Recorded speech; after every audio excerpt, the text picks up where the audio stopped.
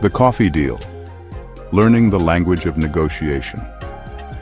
Martin had only been with the company for 2 months when his manager asked him to join a negotiation call with a new supplier.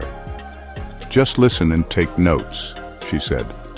But when the call began, the supplier unexpectedly asked Martin for his opinion.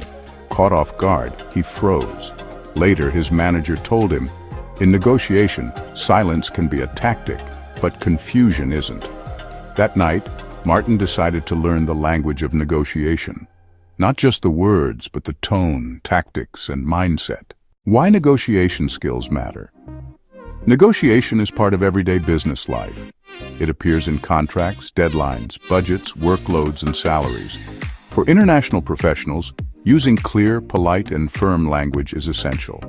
Native speakers often use phrases that sound casual but carry strong meaning. Understanding these can help you gain confidence and avoid agreeing to something you do not fully support. Useful language for negotiation. Some phrases signal flexibility. We might be able to consider that. That's a fair point, but what if we tried? Others show firmness in a respectful way. I'm afraid that's not acceptable. We'd need a little more on your side. Let's revisit the numbers. Understanding tone is also critical. Saying, "That's not going to work," in a calm, neutral voice feels very different from saying it with frustration. Try this. Practice role reversal. Choose a product or service. Practice being both the buyer and the seller. Use flexible and firm phrases. Record yourself and listen to your tone. Pay attention to whether you sound confident, hesitant, or aggressive. Cultural tactics and pitfalls. In some cultures, being direct is expected. In others, people avoid saying no and use indirect language instead.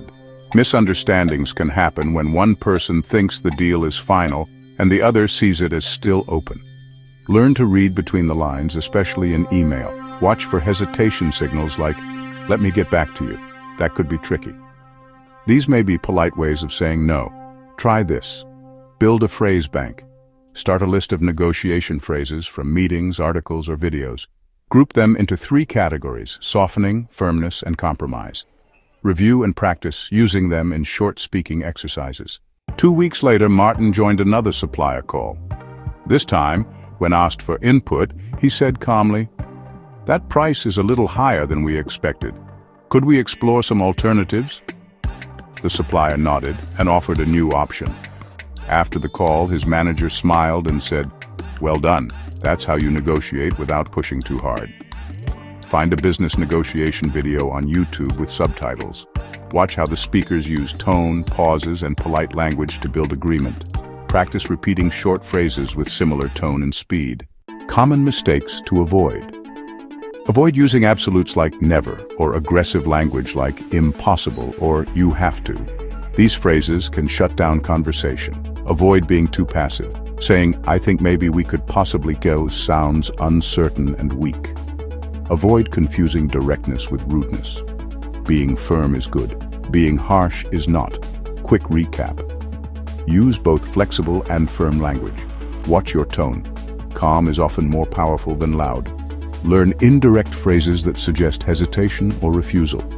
Build your personal phrase bank and practice regularly. Observe and copy good examples from videos or meetings. In the next article, we will look at how small talk builds real trust in professional relationships. You will learn how to start and continue informal conversations with colleagues in a natural way. Follow for updates and continue improving your workplace communication in English.